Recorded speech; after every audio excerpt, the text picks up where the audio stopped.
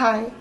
So today is May 8th, and today I want to give a little tribute to my father, because it was in this day 25 years ago, a quarter of a century, that he decided to pack his conscience, his soul, and move to heaven. Not a day passes without him in my thoughts that I don't wish him good morning, and whenever I struggle, he never fails to take my hand and make me feel invincible again. Whenever a great thing happens to me, I look up in the sky. He's the first one I thank with all my heart, and I love him deeply. In Italy, Mother's Day has always been the 8th of May, tied to the Madonna del Rosario di Pompeii. He chose this day to leave because though my parents were separated, he always called my mom her wife. He always loved her like crazy and has always been there for us every time. But May 8th is also the day Trump decided to rename from Veterans Day to Victory Day from World War II. It is the date that the German troops offered their unconditional surrender. The German troops had been willing to surrender much earlier after Hitler's suicide on April 30th, but wanted additional time to allow civilians to flee westward to avoid the Soviet military. As they were known for their brutality, peace was signed on this day. So May 8th was the day he chose to leave. He chose the best part of our recent history to live.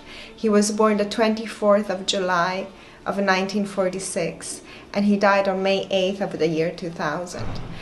Just before the euro replaced the Italian lira, before China was enabled by the globalists to destroy our industry and impoverish the West, before the mass migration could destroy the beautiful customs, traditions, civil decorum, and the stronghold of our social fabric.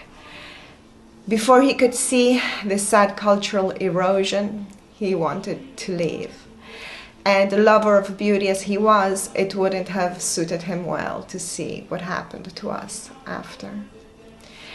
He was a tall, handsome, charming, and proud man. The way he walked and moved was spectacular. In his tailored suits and unbuttoned shirts, I remember him, that he wore so naturally with absolute nonchalance. He loved to hang out in the art district of Milano called Brera, together with the artists, the real ones, the crazy geniuses, and he would buy their paintings. He was such a good man. My father, he was one of those who always helped out people in need, always. He was always there. And even with those artists, he would often buy the art of the poorest ones just to help them. And if the paintings were not of particular value, he would, however, buy them to give them away as presents or things like that. But he would always help the artists.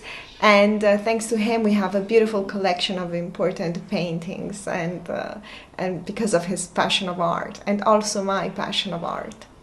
And like me, he only loved sophisticated things. He was born very poor. After the war, there was nothing here, absolutely nothing, especially where he was.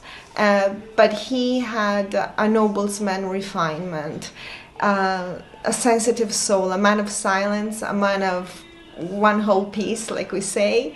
He was confident behind his smiling eyes, like, those cowboys that you can see in the old Western movies.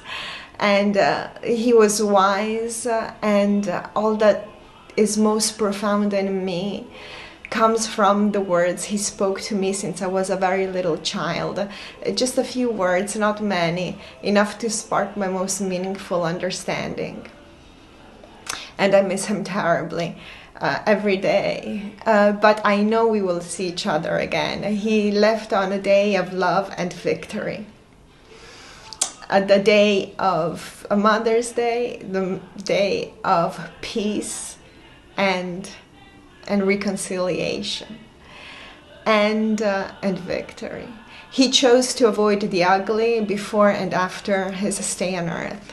And this is so him.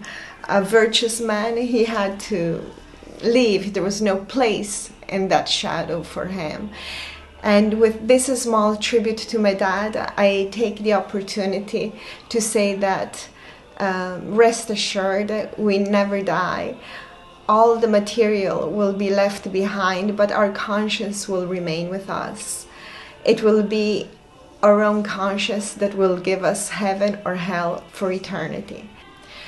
Our soul shape our eternity, so make this life a triumph of virtue. Happy Victory Day, Happy Mother's Day, and ciao papà, grazie mille.